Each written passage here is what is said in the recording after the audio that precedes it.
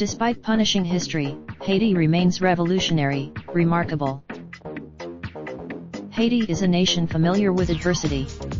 It was founded by about 50,000 Haitians could be forced to return to their homeland in 2020 if the Trump administration is successful in ending a special immigration status granted following the catastrophic 2010 earthquake in the capital, Port-au-Prince, that killed 200,000.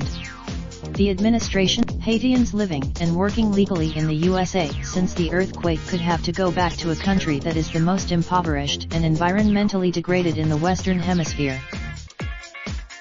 Advocates who favor extending temporary protected status for Haitians point out that a series of disasters since 2010 a cholera outbreak and a cycle of hurricanes and drought have intensified the humanitarian crisis.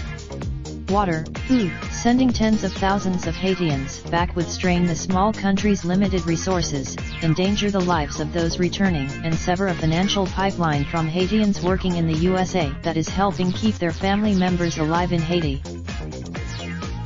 As the only Western nation to emerge from a successful slave rebellion, Haiti's history and survival are remarkable.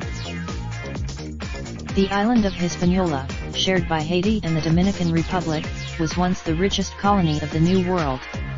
The western third of slaves provided the muscle for an economy that during the 1780s produced 60% of the coffee and 40% of the sugar consumed in Europe, as well as indigo and cotton.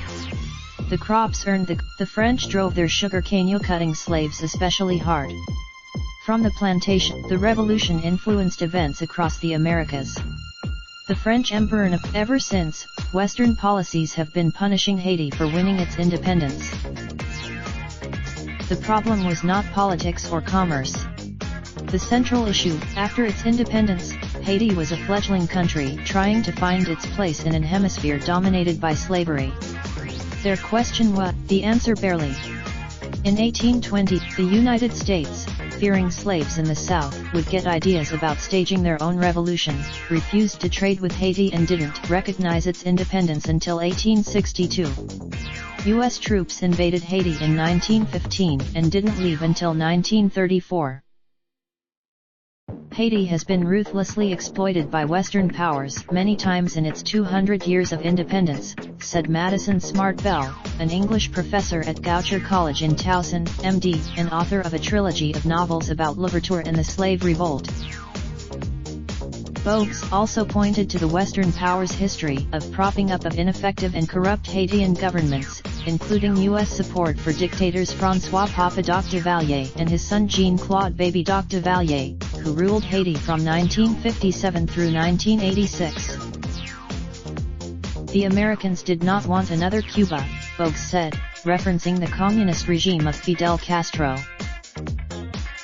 But despite government corruption and acute poverty, Haitians are among the world's most resilient people. It's in their art Haitians show their spirit is not broken, said Jamaica-born Bogues. It's as if they're safe. Mark Kernot has written extensively on Haiti since the 2010 quake. He is author of This article originally appeared on USA Today. Raindrop, drop top smoking, no cooking the hot pot. Fucking on your bitch, yeah, that. Looking up, open the park pot.